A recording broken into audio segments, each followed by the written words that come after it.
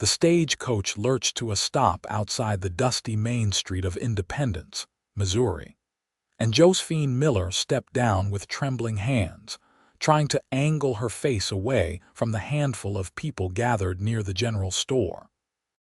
The autumn wind of 1873 carried the scent of horse manure and wood smoke, and she pulled her worn shawl tighter around her shoulders, not just against the cold but to make herself smaller, less noticeable. Her left eye throbbed beneath the carefully arranged bonnet, and she knew without looking that the purple bruise had darkened during the 2-day journey from Kansas City. She had written to Andrew Rawlings 3 months ago, responding to his advertisement in the Matrimonial Times with careful, hopeful words about wanting a fresh start and a good home. His letters back had been brief but kind, mentioning his ranch outside town, his need for a wife after 5 years alone, and his promise that he would treat her with respect.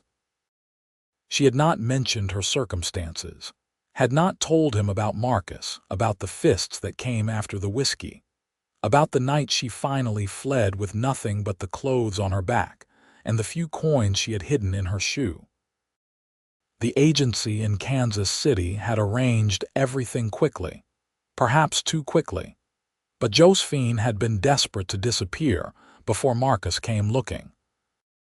Now, standing in the street with her single battered carpetbag, she wondered if Andrew Rawlings would take one look at her face and send her back on the next stage.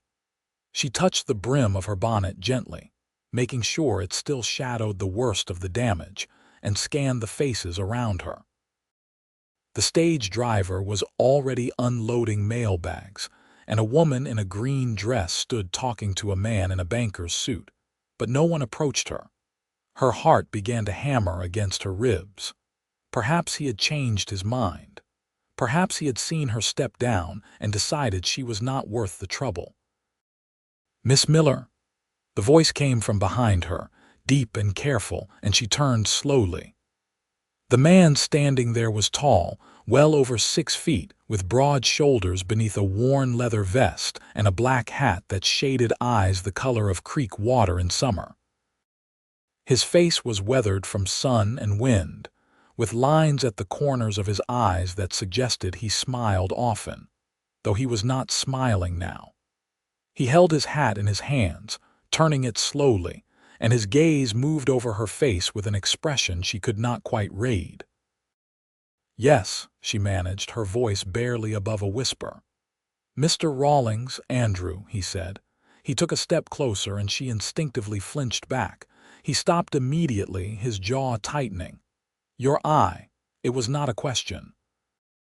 Josephine felt heat flood her cheeks, shame and fear mixing into something that made her stomach twist. She opened her mouth to explain, to lie, to say she had fallen or walked into a door, but the words died in her throat. His eyes were still on her face, and there was something in them that looked like controlled fury, though not directed at her. "It was not from the journey," she said finally, the words coming out flat and tired. "I am sorry. I should have told you before I came. If you want to send me back, I will understand." Andrew was quiet for a long moment, and she braced herself for rejection. Instead, he stepped forward again, slower this time, and reached out to take her carpetbag from her trembling fingers. His hands were large and calloused, scarred across the knuckles, but his touch on the worn fabric was gentle. "No hand will ever hurt you again," he said, and the words were not loud, but they carried the weight of an oath. "Not while you are under my protection. Not while you breathe." "Do you understand me?" Josephine stared at him, unable to process what she was hearing. In her experience, men made promises easily and broke them just as fast. Marcus had sworn before God and witnesses to love and cherish her, and those vows had lasted exactly 3 months before the first blow. But Andrew Rawlings was looking at her with an intensity that made her believe he meant every word, and something tight in her chest loosened just a fraction. "I understand," she whispered. He nodded once, then gestured toward a wagon hitched to two sturdy horses at the end of the street. "The ranch is about 5 miles out. We can get you settled, and then we can talk about whatever you want to talk about or not talk at all if you prefer. You set the pace here, Josephine. Is it all right if I call you Josephine?" "Yes," she said, and then, because it felt important, "Thank you." The ride out to the ranch was quiet except for the creak of the wagon wheels and the steady clip of hooves on the packed dirt road. Josephine sat on the bench beside Andrew, acutely aware of the space between them, of the way he kept his hands relaxed on the reins and did not press her with questions. The landscape rolled past in shades of gold and brown, prairie grass bending in the wind, and in the distance, she could see the dark line of trees that marked a river. The sky was enormous, bigger than anything she had known in the cramped city streets of Kansas City, and for the first time in months, she felt like she could breathe. "It is beautiful," she said softly. Andrew glanced at her, and this time there was a hint of a smile at the corner of his mouth. "It is. Gets cold in winter, hot in summer, and the wind never stops, but I would not want to be anywhere else." "How long have you been here?" 10 years, he said. "Came out after the war looking for something that was mine. Bought the land with money I saved, built the house and barn with my own hands. It is not fancy, but it is solid." "The war," she repeated. "You were a soldier." His expression clouded slightly. "Union cavalry, I do not talk about it much. Too many ghosts." Josephine understood ghosts. She had her own, following her like shadows, whispering that she was not good enough, that she deserved what she got, that no one would ever truly want her. She pushed the thoughts away and focused on the road ahead. The ranch came into view as they crested a low hill.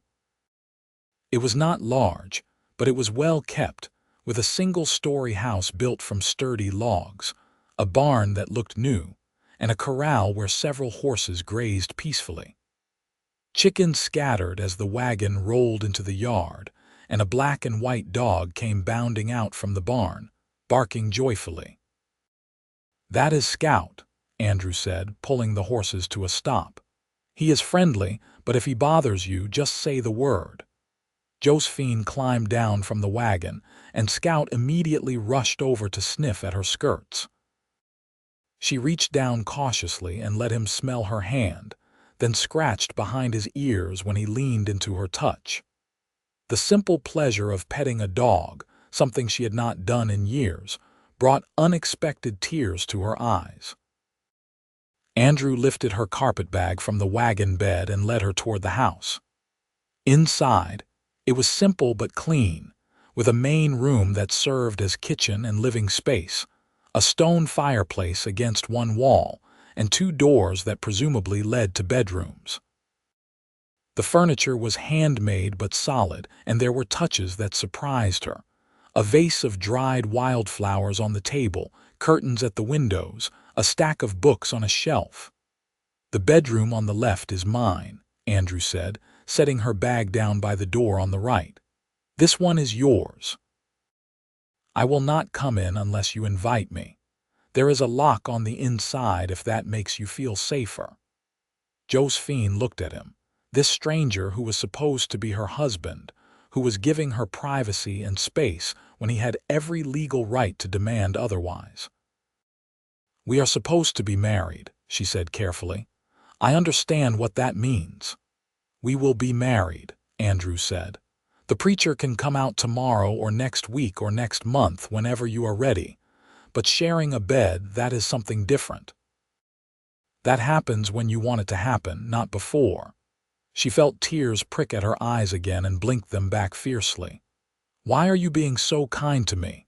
Andrew was quiet for a moment, his gaze steady. "I have seen what cruelty does to people. I have seen what fear looks like.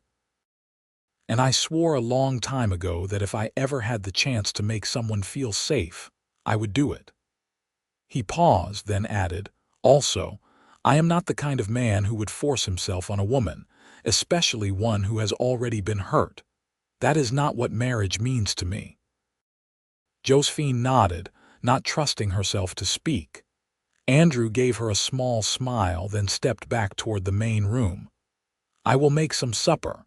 You take your time, settle in, and come out when you are ready." She slipped into the small bedroom and closed the door behind her, leaning against it as her legs threatened to give out. The room was sparse but welcoming, with a bed covered in a patchwork quilt, a dresser with a cracked mirror, and a window that looked out over the prairie. She set her carpetbag on the bed and sank down beside it, pressing her hands to her face. For the first time since she had fled Kansas City, she let herself cry. Not the silent, terrified tears she had shed in the night while Marcus snored beside her, but deep, wrenching sobs that shook her whole body.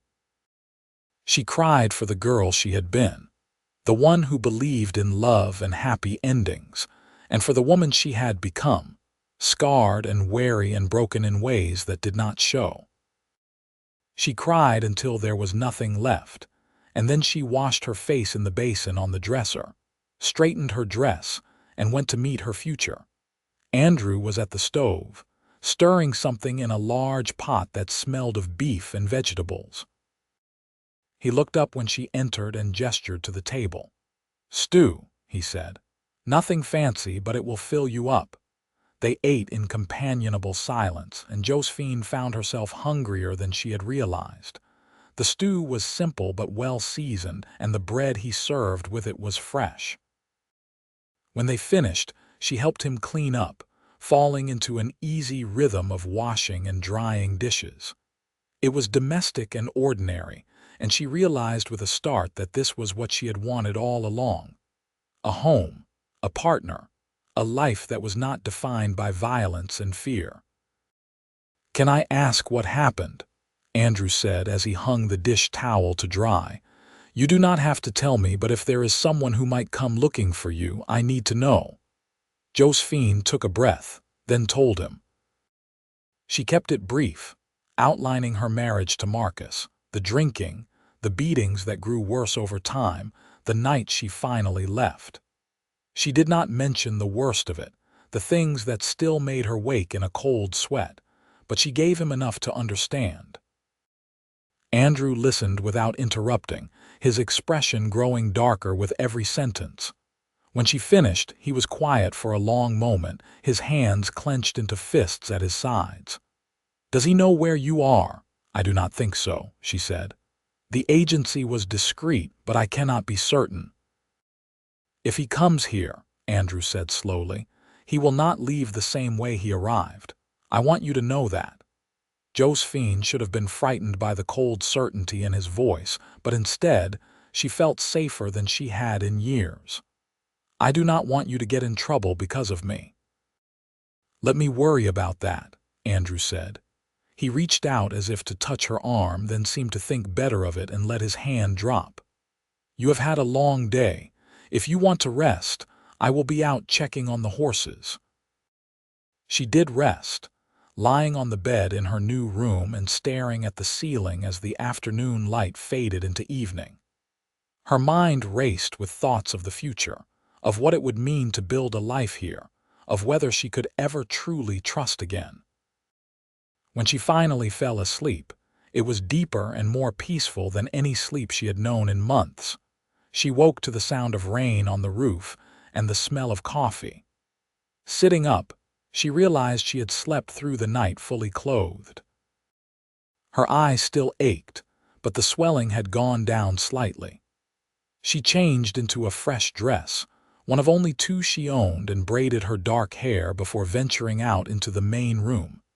Andrew was at the table with a cup of coffee and a ledger spread out in front of him. He looked up when she entered and stood immediately. "Morning. Coffee, please," she said, and he poured her a cup from the pot on the stove. She wrapped her hands around the warm ceramic and sat down across from him. Outside, the rain fell steadily, turning the yard into a sea of mud. "Looks like we will be inside today," Andrew said. "I thought maybe you could tell me more about yourself. What you like, what you do not like, what you hope for. I realize we are doing this backward, getting to know each other after we are already supposed to be married, but better late than never." Josephine smiled despite herself. "I like to read," she said, "and I used to sew before I had to sell my good needles. I am a decent cook, though I have not had much chance to practice, and I want to learn how to ride a horse." Andrew's eyebrows rose. "A horse?" "I have never been on one," she admitted, "but out here it seems like something I should know." "I can teach you," he said, "when the weather clears. What about family? Do you have anyone who might be worried about you?" "My parents are dead," Josephine said. "I have a brother in Pennsylvania, but we have not spoken in years.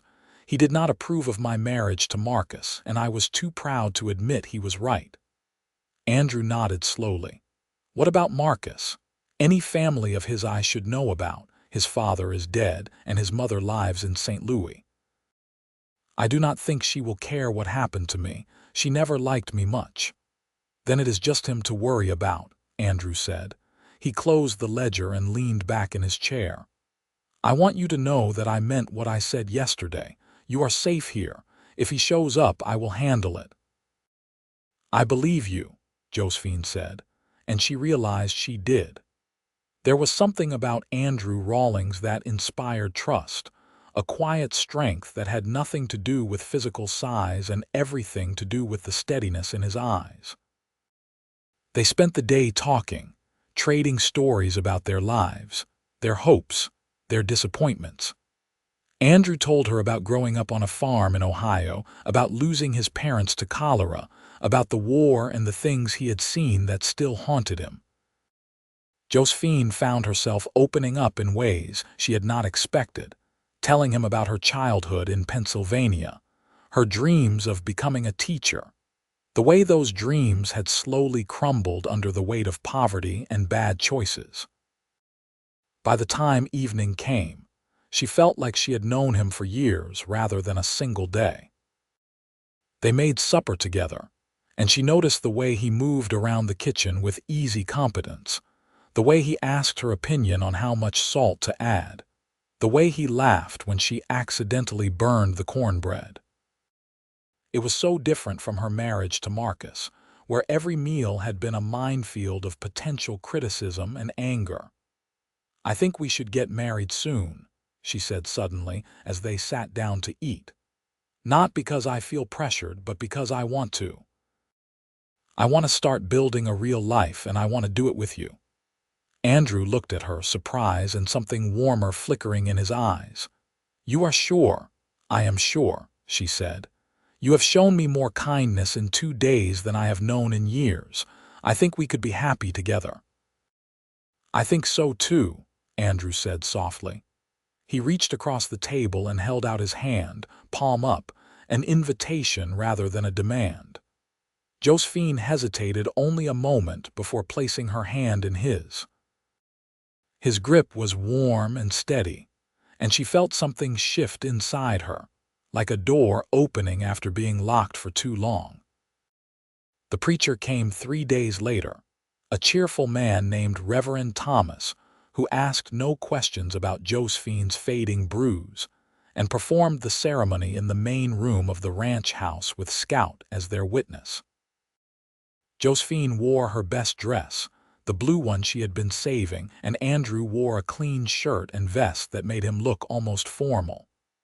They spoke their vows in quiet, serious voices, and when Andrew kissed her at the end, it was gentle and brief, a promise rather than a claim. That night, Josephine stayed in her own room, but she left the door open, a small gesture that felt significant. Andrew did not push, did not ask for more than she was ready to give, and she loved him a little more for it.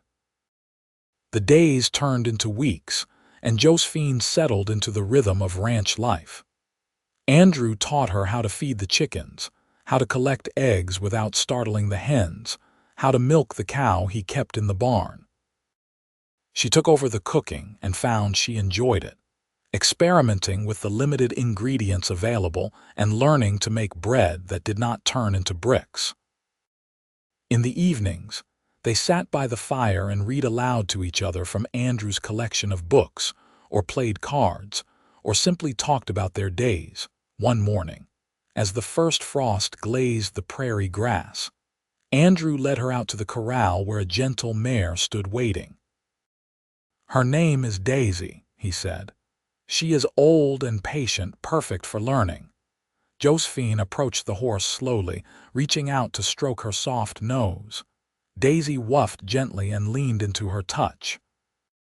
With Andrew's help, she learned how to saddle the mare, how to mount, how to sit properly and hold the reins. Her first attempts at riding were awkward and nerve-wracking, but Andrew walked beside her, one hand on the bridle, talking her through every step. "You are doing great," he said, his voice calm and encouraging. "Just relax and move with her. She knows what she is doing." By the end of the week, Josephine could walk Daisy around the corral without help, and by the end of the month, she was riding out across the prairie with Andrew, the wind in her hair and a smile on her face that felt like it might split her open.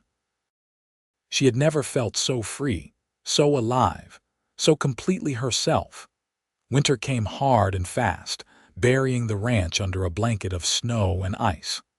The temperatures dropped so low that water froze in the bucket overnight, and going outside to tend the animals was a misery of numb fingers and burning lungs. But inside the house, it was warm and cozy, the fire crackling in the hearth and the smell of baking bread filling the air. Josephine spent her days sewing, mending Andrew's clothes and making new curtains for the windows. She had found an old sewing kit in the back of a drawer and had nearly cried with joy at the sight of the needles and thread. Andrew, meanwhile, worked on repairing tack and tools, and in the evenings, he carved small figures from scraps of wood: horses, dogs, birds. "My father taught me," he explained when she asked. "Said it was important to have something to do with your hands when your mind was too busy." "They are beautiful," Josephine said, turning a delicate wooden horse over in her hands. "You could sell these." Andrew shrugged. "Maybe. I mostly just like making them." It was during one of those long, snowed-in evenings that Josephine finally felt brave enough to cross the invisible line they had been dancing around for months. She stood from her chair by the fire and walked over to where Andrew sat at the table, his knife moving carefully over a piece of wood. He looked up, a question in his eyes, and she held out her hand. "Come to bed with me," she said quietly. "I am ready." Andrew set down his carving and took her hand, rising to his feet. "Are you sure?" "I am sure," she said, and she was. The fear was still there, a faint shadow at the back of her mind, but it was drowned out by the warmth and trust she felt for this man who had been so patient, so kind, so utterly different from anyone she had known. That night, Andrew showed her what intimacy could be when it was rooted in love and respect rather than ownership and control. He was gentle and attentive, asking what she wanted, stopping when she tensed, holding her afterward like she was something precious. Josephine cried again, but this time they were tears of relief and healing, and Andrew kissed them away and whispered promises against her skin. From that night on, they shared a bed, and Josephine's small room became a storage space for her sewing projects. She woke each morning to the warmth of Andrew's body beside her and the knowledge that she was loved, truly and completely. And it was a miracle she had never thought she would experience.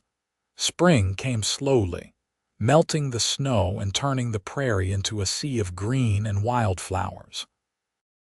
Josephine planted a garden behind the house, rows of vegetables and herbs that she tended with the same care Andrew gave to his horses.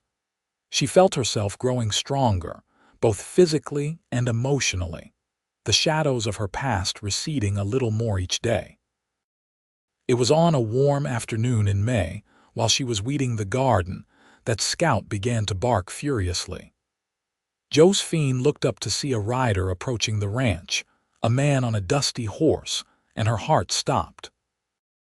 Even at a distance, she recognized the set of his shoulders, the way he sat the saddle like he owned the world. Marcus.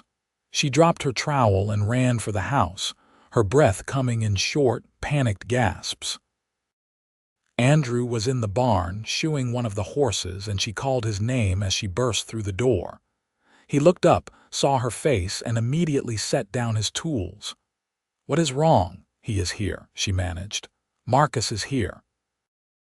Andrew's expression went cold and hard, the same look she had seen that first day when he noticed her bruise.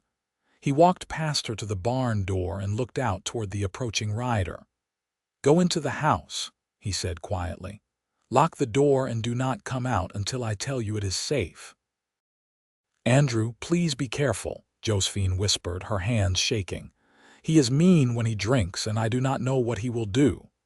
Andrew turned and cupped her face in his hands, his touch gentle despite the fury in his eyes. "I will be fine, I promise. Now go."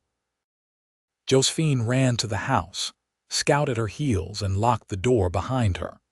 She went to the window and peered out through the curtain, her heart hammering so hard she thought it might break through her ribs. Marcus reined in his horse a few yards from where Andrew stood waiting. He was thinner than Josephine remembered, his face gaunt and unshaven, his clothes filthy from travel. But his eyes were the same, cold and mean, and when he spoke, his voice carried clearly across the yard. "I am looking for my wife," he said. "I was told she might be here." "Josephine is not your wife anymore," Andrew said, his voice calm but laced with steel. "She is mine, and you are not welcome on my land," Marcus sneered. "That's so. Well, I have got the marriage certificate that says different. She is mine, bought and paid for, and I am taking her back." "Over my dead body," Andrew said flatly.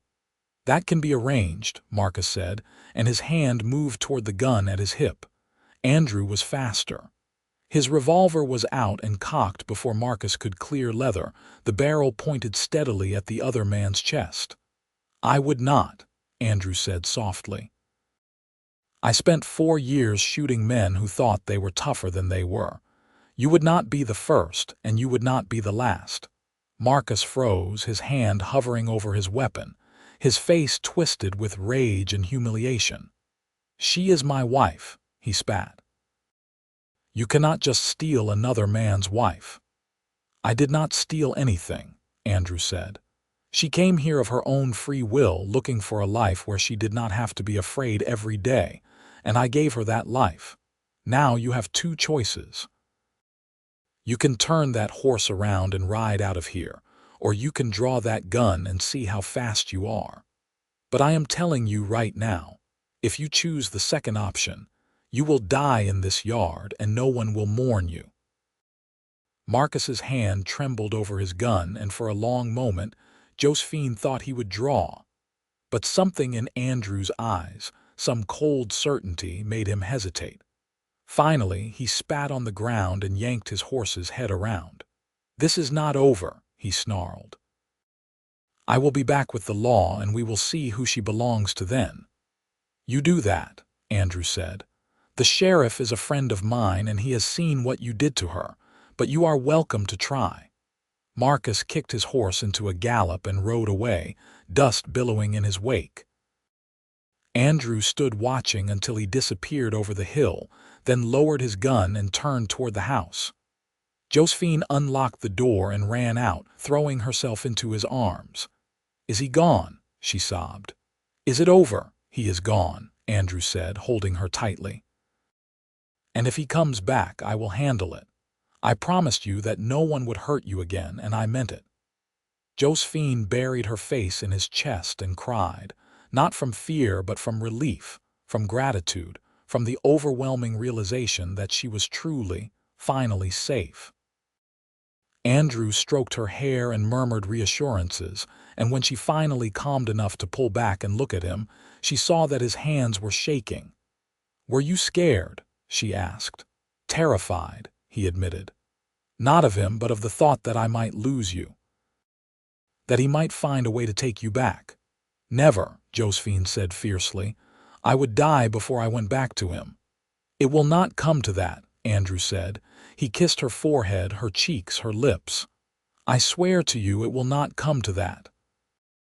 True to Marcus's threat, he did go to the sheriff, a grizzled man named Bill Connors who rode out to the ranch a week later. Andrew and Josephine met him in the yard, and Josephine felt her stomach twist with anxiety as he dismounted. Mr. Rawlings, Mrs. Rawlings, Sheriff Connors said, tipping his hat. I suppose you know why I am here. Marcus sent you, Andrew said. It was not a question. He filed a complaint, said you stole his wife and threatened him with a gun. The sheriff looked at Josephine, his gaze taking in her still healing bruise. That true? I left Marcus because he beat me, Josephine said, lifting her chin. I came here of my own choice and I married Andrew legally. Marcus has no claim on me anymore. Sheriff Connors nodded slowly. I figured as much. Marcus has a reputation in Kansas City, and it is not a good one. But I had to come out and hear your side of things. For the record, I do not think he has got a legal leg to stand on, seeing as you were not legally divorced when you remarried, but I reckon a judge would side with you given the circumstances. So he cannot force her to go back? Andrew asked. Not if she does not want to, the sheriff said. And if he shows up here again and causes trouble, you let me know. I will throw him in jail for disturbing the peace. He paused, then added, Between you and me, Mr. Rawlings, I am glad she found someone who treats her right. Too many women do not. Josephine felt tears sting her eyes again, but she blinked them back and managed a smile. Thank you, Sheriff. No thanks needed, madam, just doing my job. He tipped his hat again and rode away, leaving them standing in the yard. It is really over, Josephine whispered. He cannot make me go back. No, Andrew said, pulling her close. He cannot. You are free, Josephine. You are mine and I am yours, and no one can change that. They stood there for a long time, holding each other in the afternoon sunlight, and Josephine felt the last of the fear drain away, replaced by a deep, abiding peace.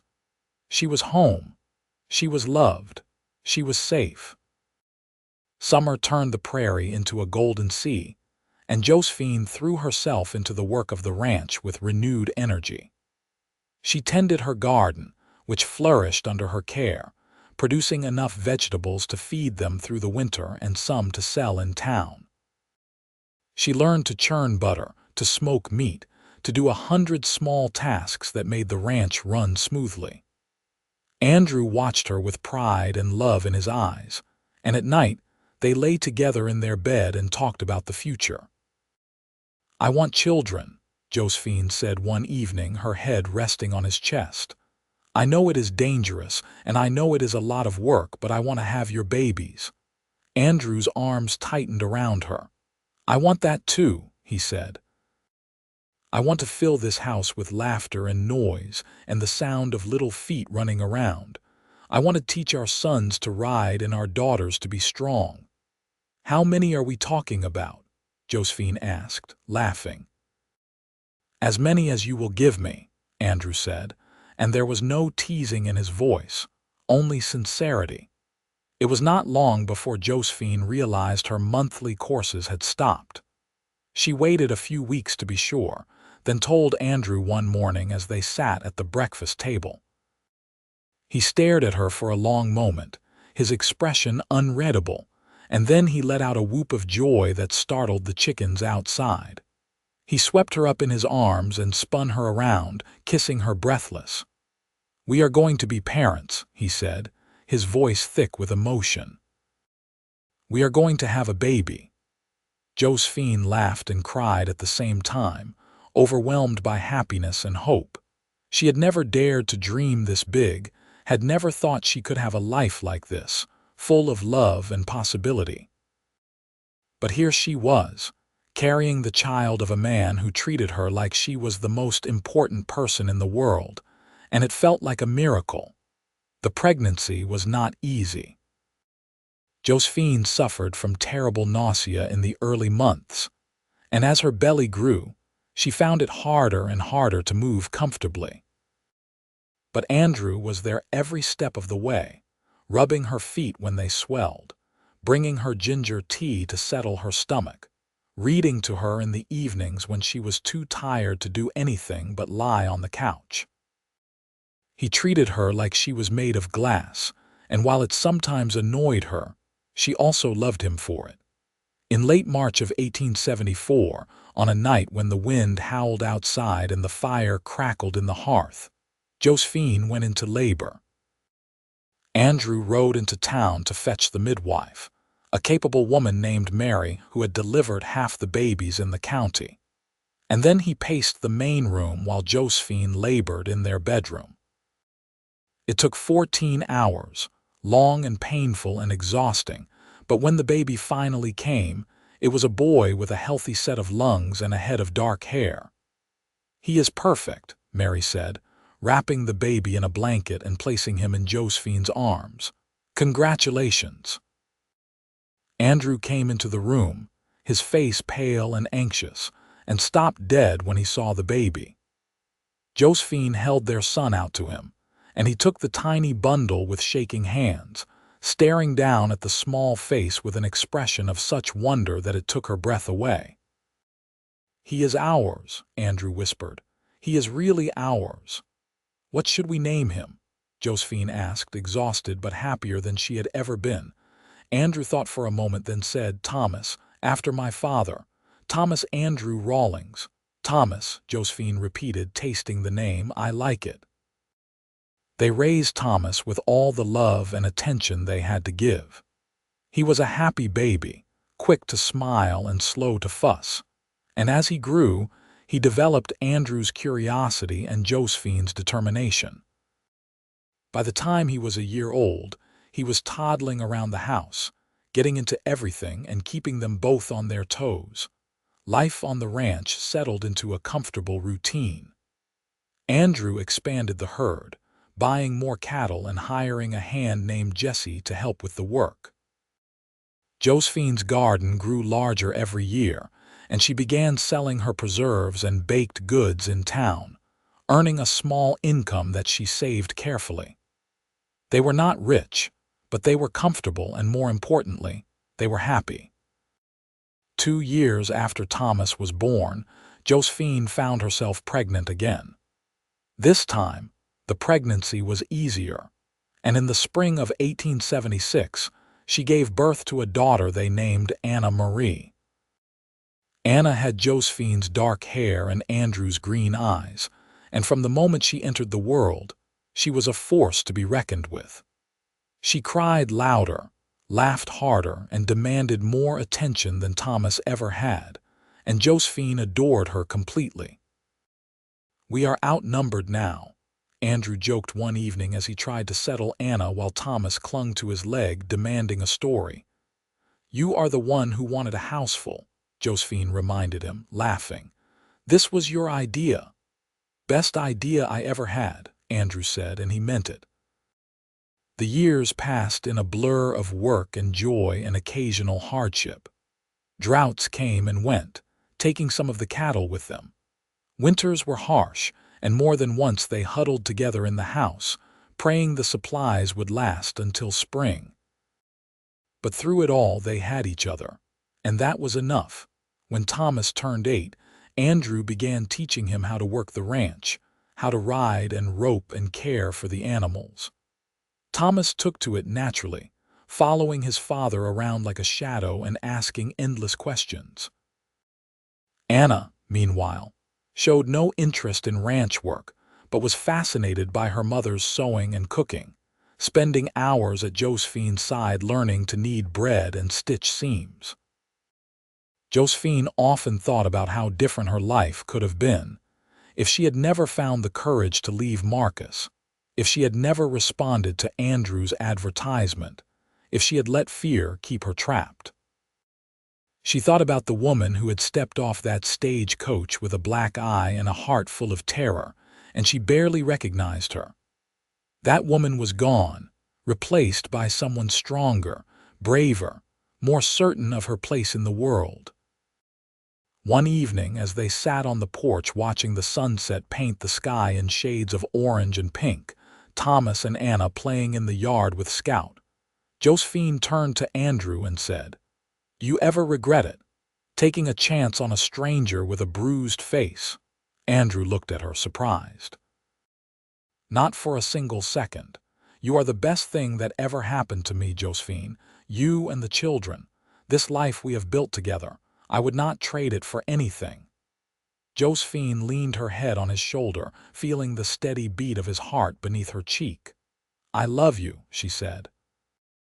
"I do not think I say it enough, but I do. I love you more than I ever thought it was possible to love someone." "I love you too," Andrew said, kissing the top of her head. "Always have, always will." In the summer of 1880, when Thomas was 6 and Anna 4, Josephine discovered she was pregnant again. This time, the news was met with excitement from the whole family. Thomas declared he wanted a brother to play with, while Anna insisted she wanted a sister. Andrew just grinned and said he would be happy with whatever they got. The baby, another boy they named Daniel, arrived in early spring, completing their family. He was a quiet, thoughtful child, content to watch the world around him with wide, solemn eyes. Josephine often found him sitting in the garden, staring at bugs or flowers with intense concentration, and she wondered what thoughts filled his small head. With 3 children, the house felt full in the best possible way. There was always noise, always laughter, always something happening. Andrew built an addition to the house, giving each child their own small room, and Josephine sewed curtains and quilts to make each space feel special. They were a family, complete and whole, and every day felt like a gift. As the children grew older, Josephine began teaching them to read and write, using the books from Andrew's collection and whatever materials she could order from catalogs. Thomas proved to be a quick learner, devouring books as fast as she could provide them. Anna struggled more with reading but excelled at anything involving her hands, whether it was sewing, drawing, or helping in the garden. Daniel was somewhere in between, methodical and careful, taking his time to understand things fully before moving on. Andrew, meanwhile, continued to expand the ranch. With Jessica's help and occasionally hiring extra hands during busy seasons, he built up a respectable herd and a reputation for quality livestock. Other ranchers sought his advice, and he became a respected figure in the community. But no matter how busy he got, he always made time for his family, for the evenings around the dinner table and the Sunday rides across the prairie, and the quiet moments with Josephine after the children were in bed. One afternoon in the fall of 1885, a woman arrived at the ranch asking for Josephine. She was young, maybe 20, with a bruise on her cheek and fear in her eyes. Josephine recognized that look immediately and invited her inside. "My name is Sarah," the woman said, her voice barely above a whisper. "I heard about you in town, about how you came here and started over. I was hoping maybe you could help me." Josephine looked at Andrew, who nodded. "Of course we can help," Josephine said. "Tell us what you need." Sarah's story was heartbreakingly familiar. A husband who drank, who hit, who threatened worse. She had finally worked up the courage to leave but had nowhere to go and no money. Josephine listened with a lump in her throat, remembering her own desperation, her own terror. "You can stay here as long as you need," Josephine said. "We will figure out the rest." Sarah stayed for 3 weeks, sleeping in the small room that had once been Josephine's, helping with chores and slowly beginning to heal. Andrew made inquiries and found her a position as a seamstress in town, and Josephine helped her find a small room to rent. When Sarah left, she hugged Josephine tightly and whispered, "Thank you for showing me that there is a way out. Thank you for giving me hope." After that, Other women found their way to the ranch. Some stayed for a few days, some for months. Josephine and Andrew never turned anyone away, and word spread that the Rawlings Ranch was a safe place for women who needed help. It was not always easy, especially with 3 children in the house, but it felt important, like they were paying forward the kindness that had been shown to Josephine all those years ago. By the time Thomas turned 18 in 1888, he had grown into a capable young man, tall and strong like his father, with the same steady green eyes. He worked the ranch alongside Andrew, and together they talked about expanding further, maybe buying the neighboring property that was for sale. Anna, at 16, had become an accomplished seamstress and was already taking commissions from women in town. Daniel, at 8, was still finding his way but showed a talent for working with animals that made Andrew beam with pride. Josephine looked at her children, at the life they had built, at the man who had promised her safety and given her so much more, and felt her heart swell with gratitude. She thought about that terrified woman who had stepped off the stagecoach 15 years ago, and she wished she could go back and tell her that everything would be all right, that the bruises would heal, that the fear would fade, that love was real and possible and worth fighting for. One evening, as they celebrated Thomas's 18th birthday with a cake Josephine had baked and gifts the whole family had contributed to, Andrew raised his glass in a toast. "To Thomas," he said, "and to all of us. We have built something good here, something worth protecting. I am proud of every one of you. To family," Josephine added, her voice thick with emotion, "and to second chances." They all drank, even Daniel with his glass of milk, and Josephine looked around the table at the faces she loved most in the world. This was her life now, full and rich and beautiful in ways she had never imagined. The scars of her past were still there, faint but present, reminders of where she had come from and how far she had traveled. But they no longer defined her. She was not Marcus's victim. She was Andrew's wife, Thomas and Anna and Daniel's mother, a woman who had built a home and a future out of nothing but hope and determination. As the years continued to pass, the ranch prospered.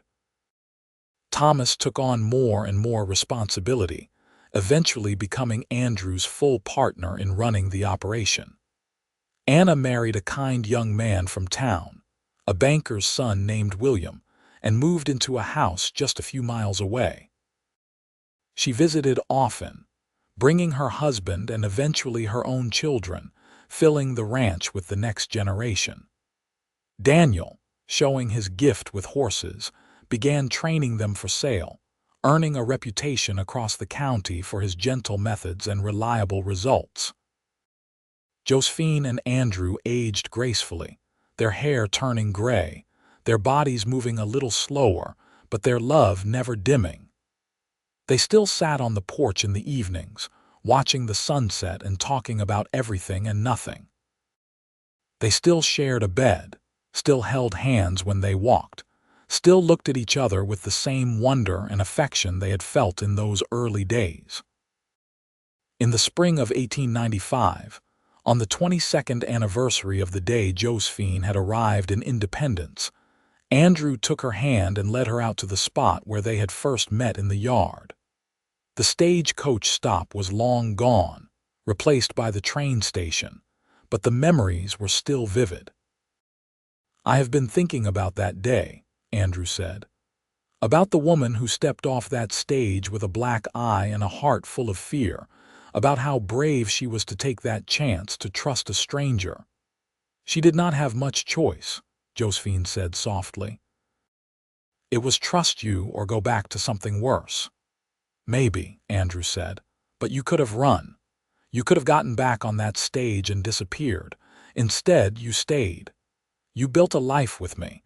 You gave me children and love and a home that means more to me than anything in this world. And I want you to know that every single day since that first one has been a gift." Tears streamed down Josephine's face, and she did not bother to wipe them away. "You saved my life," she said, "not just from Marcus, but from myself. From the belief that I did not deserve to be happy, that I was broken beyond repair. You showed me what love was supposed to be, and you never once made me regret choosing you." Andrew pulled her close, and they stood there in the yard where their life together had begun, holding each other as the sun set over the prairie. Scout's great-great-grandson, also named Scout, barked in the distance, and the sound of Thomas calling instructions to one of the hands drifted on the wind. It was an ordinary moment, and it was perfect. They celebrated their 25th anniversary in 1898 with a party that brought together the whole community. Friends and neighbors filled the yard, and Anna's children ran wild with Daniel's new wife, Margaret, whom he had married the year before. Thomas gave a speech about his parents and the example they had set, and more than one person dabbed at their eyes when he talked about how his mother had arrived with nothing and built everything. Josephine looked around at the sea of faces, at the people who had become family over the years, and felt overwhelmed by how much her life had changed. She caught Andrew's eye across the crowd, and he winked at her, that same mischievous glint that still made her heart skip a beat. As the party wound down and the last of the guests departed, Josephine and Andrew found themselves alone on the porch once more.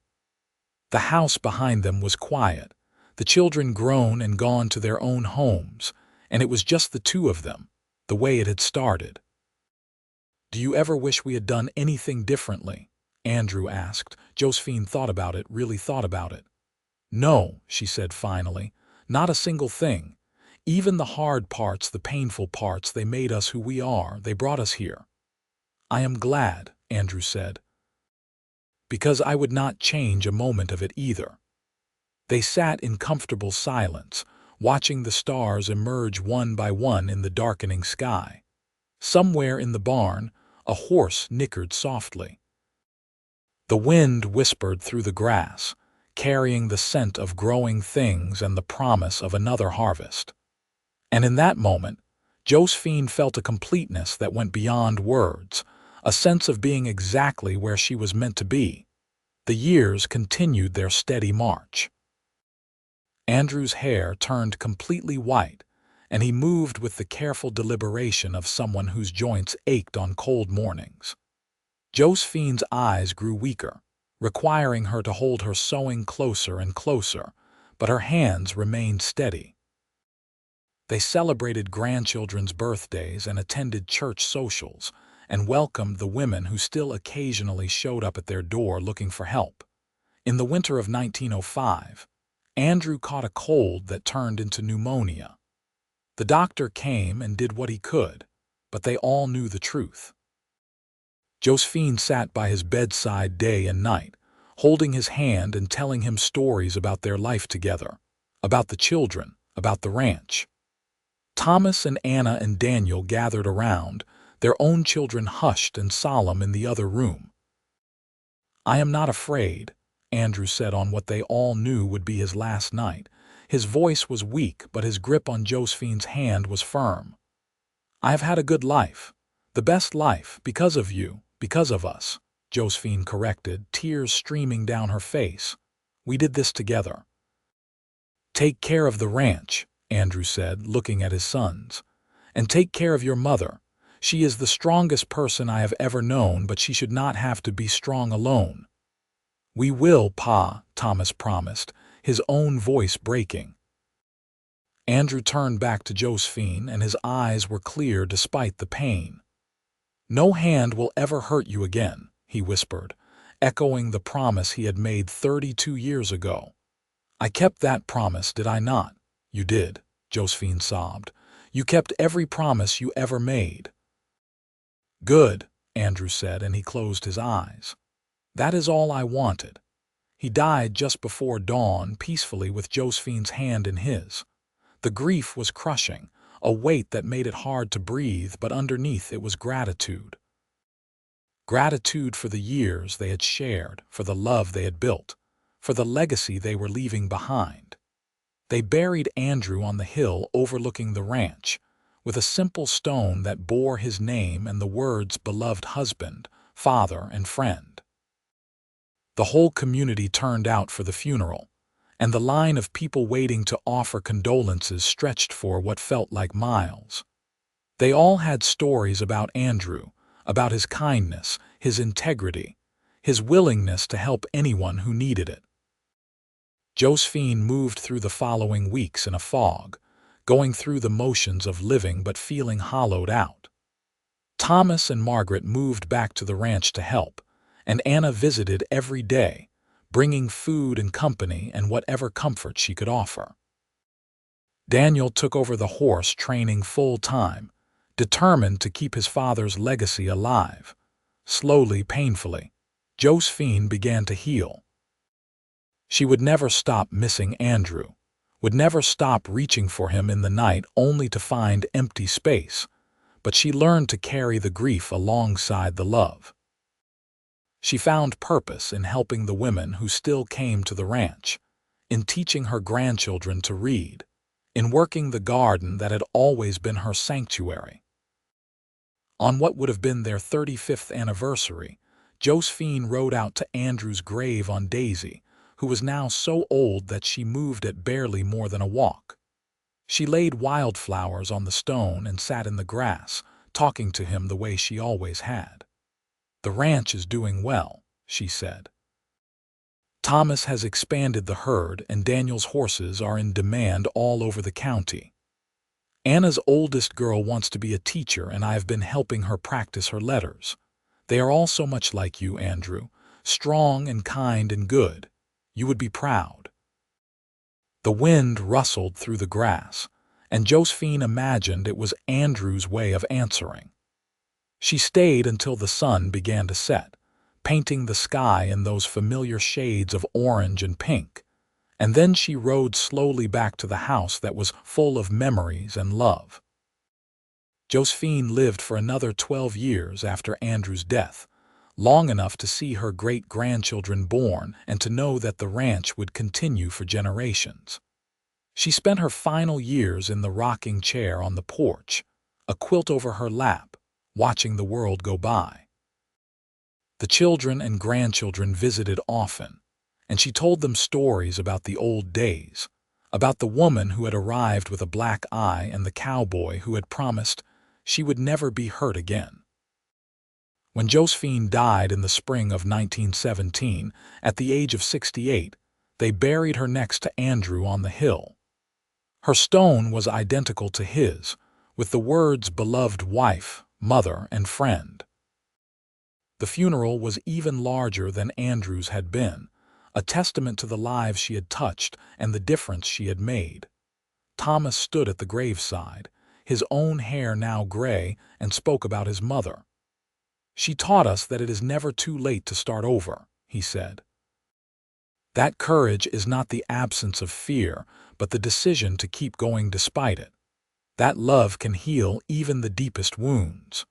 She and Pa built something here that will last long after we are all gone, and I hope we can live up to their example." The family gathered at the ranch after the funeral, filling the house with the sound of children and laughter and life. They told stories about Josephine and Andrew, about the love that had started with a simple promise and grown into something that sustained an entire family. And as the sun set over the prairie, casting long shadows across the land they had worked and loved, everyone felt the presence of the two people who had started it all, still together, still watching over the home they had built. The ranch continues to this day, passed down through generations of Rawlings, each one learning the stories of Josephine and Andrew, of the mail-order bride who arrived with a black eye, and the cowboy who swore that no hand would ever hurt her again. It is a story of survival and redemption, of love conquering fear, of the possibility of new beginnings.